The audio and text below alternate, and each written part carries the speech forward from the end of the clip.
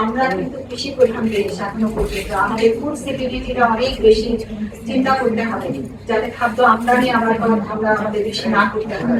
সেদিকে খেয়াল রেখে বড় মৌসুমের ফসলটা যাতে উৎপাদিত হয়, কেপিআই এলাকাগুলো যাতে ঠিক থাকে, আমার যাতে আমার কারখানা কলকারখানাগুলো সচল থাকে এবং শ্রমজীবী মানুষের যাতে তারা উপার্জন করতে পারে, সেইগুলোর বিষয়গুলো চিন্তা করি। ইন্ডাস্ট্রিয়াল জোনগুলো থেকে আমরা কিন্তু নিরবিচ্ছিন্ন। আপনারা জানেন যে শ্রীলঙ্কা, ইভেন আমি মালয়েশিয়ার খবরে জানি যে আজকেও তারা অনেকে কিন্তু বাসা থেকে অফিস করছে।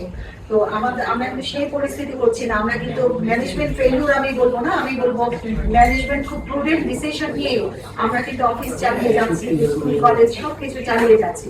এবং জ্বালানি ব্যবস্থাপনাকে সারা বিশ্বে শ্রীলঙ্কার কথা বলেন, আপনি ফিলিপিনের কথা বলেন, তারা কিন্তু বেশ সংকটে আছে এবং সংকট তারা প্রকাশ করেছে।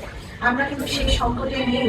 জ্বালানি থেকে প্রতিদিনই প্রায় আপনাদেরকে ব্রিফিং দেওয়া হয়, আর যে সংকটটা সেটা সাময়িক সময়ের জন্য। আমরা ইনশাল্লাহ আমরা এই পরিস্থিতিকে মোকাবেলা করব এবং আপনারা সবাই আমাদেরকে সহযোগিতা করবেন।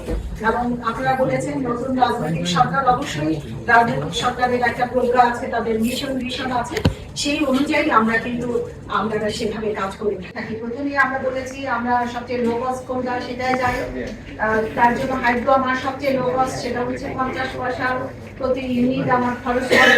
তারপরে আমি যাচ্ছি কয়লা, গ্যাসে আমার কম পয়সা খরচ করে, তারপর আমি কয়লার যাচ্ছি, তারপর আমি তেলে যাচ্ছি।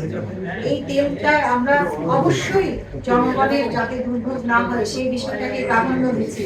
আপনারা দেখেন এত ক্রাইসিসের পরেও আমরা কিন্তু গতকালকে উৎপাদন আমরা যেটা দেখেছি, গতকালকে উৎপাদন আপনারা দেখবেন যে আমরা অনেকটা উৎপাদন করেছি, 14,000 মেগাওয়াট বিদ্যুৎ উৎপাদন করেছি। এত গ্যাসের ক্রাইসিস, এত কয়লার ক্রাইসিস, যেটা আপনারা বললেন, এত কিছু ক্রাইসিস। আরেকটা জিনিস, এটা তো যন্ত্র, যান্ত্রিক গোলযোগ তো হতেই পারে, তাই না? এটা কিন্তু আপনারা জানবেন যে যান্ত্রিক গোলযোগ হতেই পারে। আমরা যখন ফোরকাস্ট করি আমরা কিন্তু সেই বিষয়টা বিবেচনায় নিয়েছি। জেনারেশন, প্রাকৃতিক দুর্যোগ, অনেক সময় কিন্তু যে আরিফের বিভিন্ন জায়গায় বিদ্যুতের বিভ্রাট সবসময় মনে করা হচ্ছে লোডশেডিং, তা কিন্তু না। যখন ঝড় বৃষ্টি বাদল যখন হয়, যানবাহনের নিরাপত্তার জন্য তখন লাইনটা বন্ধ করে রাখতে হয়। মানুষের যানবাহনের নিরাপত্তা দেওয়াও কিন্তু রাষ্ট্রের অন্যতম দায়িত্ব।